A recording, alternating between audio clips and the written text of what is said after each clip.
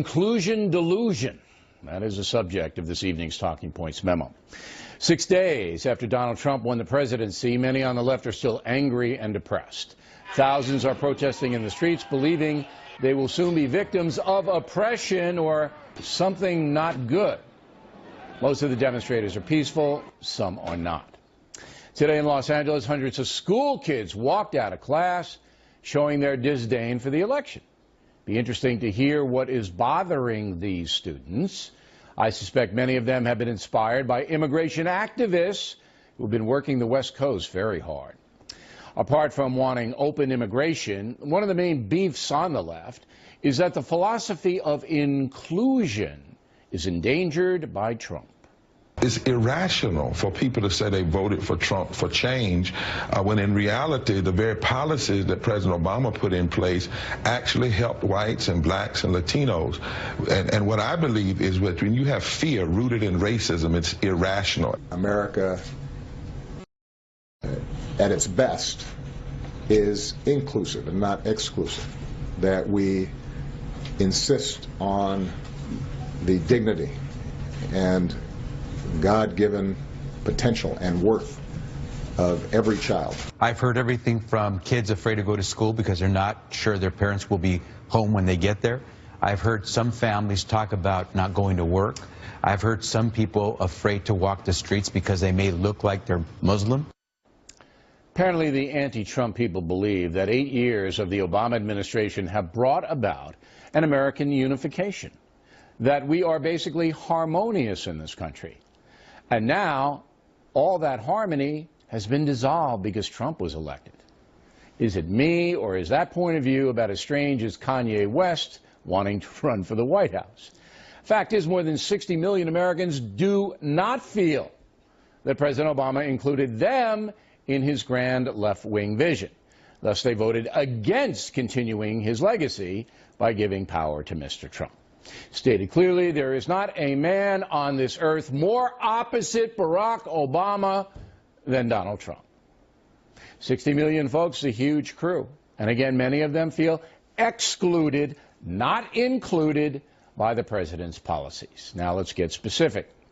It is not inclusive to spit in the eye of religious Americans by forcing Catholic nuns to fund birth control and promoting abortion without limits. I think all sane people would agree that's not inclusive to Americans who hold sincere beliefs on life. Same thing with forcing Americans to pay more for health insurance so the poor can have free or subsidized health care with no strings attached. That's good for the have-nots. Millions of working Americans are not included in the benefits of Obamacare. They're hurt by higher premiums and lack of medical choices. It is not inclusive to ignore the hard drug epidemic in America that's shattering families and killing thousands, while diverting the attention of the Justice Department into controversies like who can use which bathroom. Then there's illegal immigration. I hope the kids in LA will listen up. It is not inclusive to fail to monitor the workplace so that foreign nationals who have no right to be here can waltz on in and secure jobs. That excludes American citizens from fair marketplace competition because many illegal immigrants work cheaper, thus driving down salaries. The fantasy of open borders is not inclusive when most Americans strongly reject that concept. On the safety front, it is not inclusive to fail to protect the poor in Chicago from the murderous gang violence there that's been going on for years, while the city fathers do absolutely nothing to contain it. My family is protected from gang violence, but that is not the case for millions of inner city residents all over the country. Therefore, many urban folks, mostly poor, are not included in effective public safety policies. Likewise, failing to protect all Americans from illegal alien felons who defy deportation is not inclusive. There should be zero tolerance for these people. Instead, cities like San Francisco harbor them, excluding all law-abiding Americans from the protection they deserve and pay for through tax levies. Children in bad schools are not included in quality education, are they? The left fights desperately against charter schools and vouchers for the poor, which would give low-income families school choice.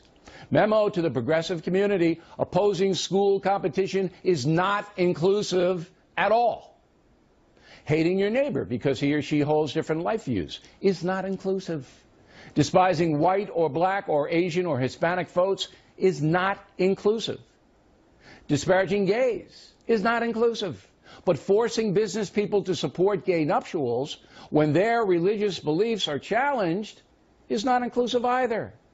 We have a long history of conscientious objection in this country, do we not? It is not inclusive for government to target the assets of successful Americans while demonizing them like Bernie Sanders does. Fair share contains the word fair. Achievers in America, if they are honest, deserve applause, not derision based on jealousy and entitlement. It is not inclusive to punish those Americans with assets by seizing their property after death and imposing a hyper-taxation on them. Reasonable taxation is necessary. Gouging is oppressive and not inclusive. Finally, the national media in this country generally excludes traditional Americans from fair play. They mock and demean conservative folks, sometimes even branding them racist, sexist, haters of one group or another. This awful trend is championed on the net, which pretty much excludes anyone who is not liberal from inclusion in the good person club. Nothing the government can do about that other than criticize dishonest and hateful reporting. But apart from Fox News, President Obama offered little criticism of the media that generally adores him. So, you are living in a fantasy world. I think the liberal administration of the past 8 years has encouraged inclusion. It has not.